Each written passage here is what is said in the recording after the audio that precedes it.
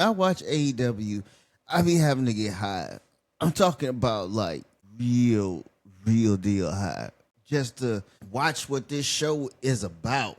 You got MJF getting choked out in the backstage, made to look like a bitch. I mean, like a bitch, cuz if you think this man can come back from getting like pressed up by Bobby Lashley like that and think that this man is finna be like a credible champion, you're out of your mind. Meanwhile, you got these niggas around here who can whoop his ass easily, like they just proved just now. Willow Nightingale is, she wants to challenge the trio full of spiders.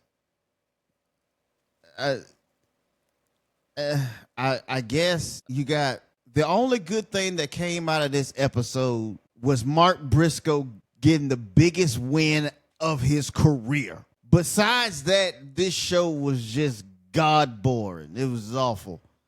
I was so blazed out. That's the only way you can watch these shows nowadays. And it's just the same old shit, you know what I'm saying? People just getting their ass whooped. Like the heels run everything. But guess what? This is just I didn't see any Young Bucks here tonight. I don't know if I saw the Young Bucks. I don't know.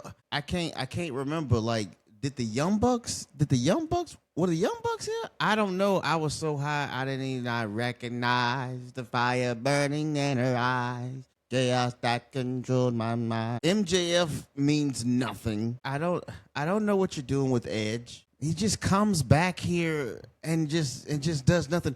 He's supposed to be the good guy, right? But he enlists the help of bad motherfuckers. He says, okay, well, I can't touch you, but, I know somebody who can. So the Hurt Syndicate come out. And they just come out and they just, and you know what? For a second, I was like, this could be interesting. This could, maybe this could be good for Bobby Lashley and Shelton Benjamin. I'm not even talking about Edge. Fuck him. I was like, these guys could come down here and beat the shit out these guys, and these guys can be in that tournament and work their way up to go and challenge them for the tag team titles and then win the tag team titles.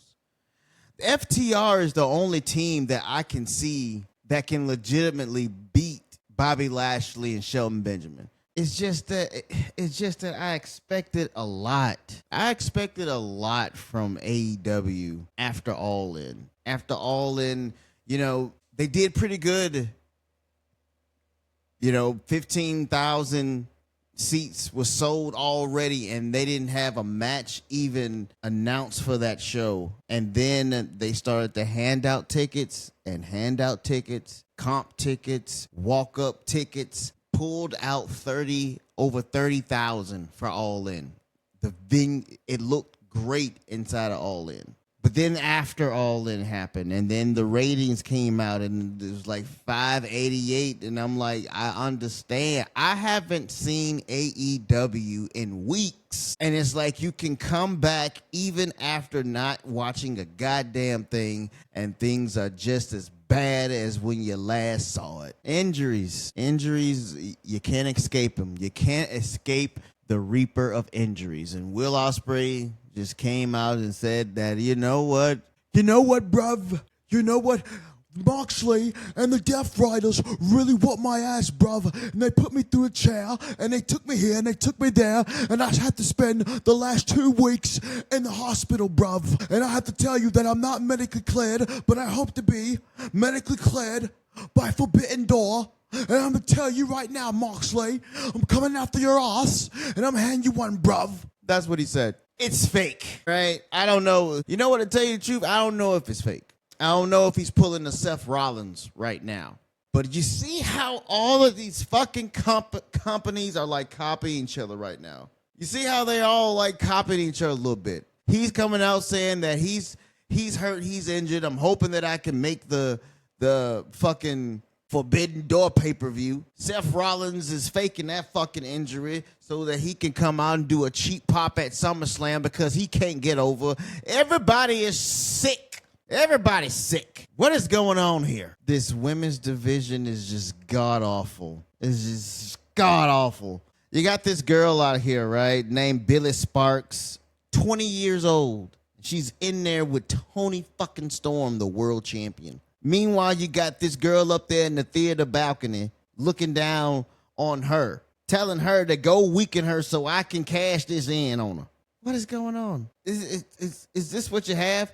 But you don't. But you know what the good thing is though? You don't see Mercedes out there. I thought Mercedes was gonna beat this girl at All In, but Mercedes is like, nah, I'm just gonna chill it out. And now you don't really have nothing for Tony Storm going forward. That's why you just need somebody over there who can book this shit. So now Tony Storm is just out here wrestling god awful green girls, trying to put them over. Well, not put them over, but just trying to have a match with them. And good on her.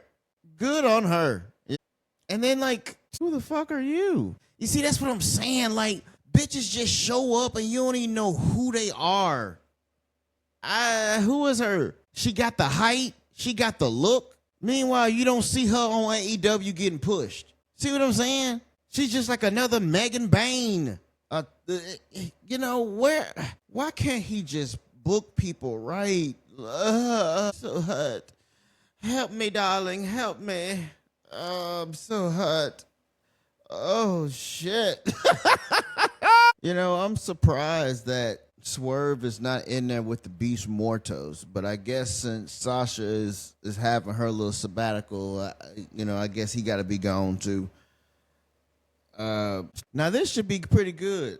Now I can dig on Okada and Swerve. It's just a lot going on. Like the match that I really liked was the Eliminator match. The tag match, that was pretty fun. Not gonna lie, that was pretty fun to watch. I don't know, man. They're just ice cold. And at a time where you can't afford to be ice cold. You can't afford to be ice cold when you got college football coming around the corner. You can't afford to be ice cold when you got NFL coming around the corner. It's bad to lose momentum when like major sports entities are starting to come back. Even WWE, that goes for WWE too. They have a hard time battling that type of sports.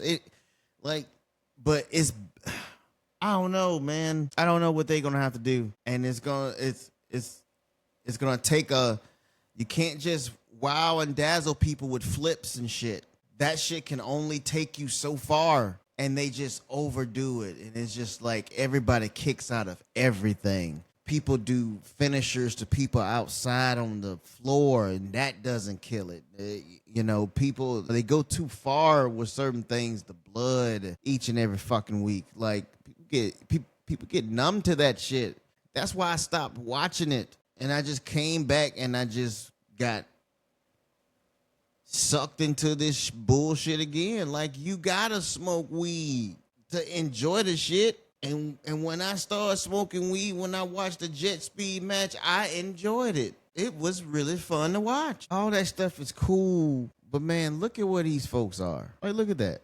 Look at what these people are. These people are standing up watching this shit. This shit, you might as well, look at this shit. You might as well have a plate of beef, a potato, and some carrots and shit like that, like you in fucking Lord of the Rings or some shit like that. What is that place called where you can watch the jousting? You can have a turkey leg and all that other shit right there, and you can eat how they used to eat back in the day. That's damn near almost what this is right here. This ain't nothing but a goddamn theater club. AEW has a lot to. I don't know how they got a lot going on, but you want to know something, man? They're still there. Say whatever you want to say about the booking, about how all this shit can be done differently. Yes, it all can be done differently, but man, they're here. They're here. They are ice cold right now.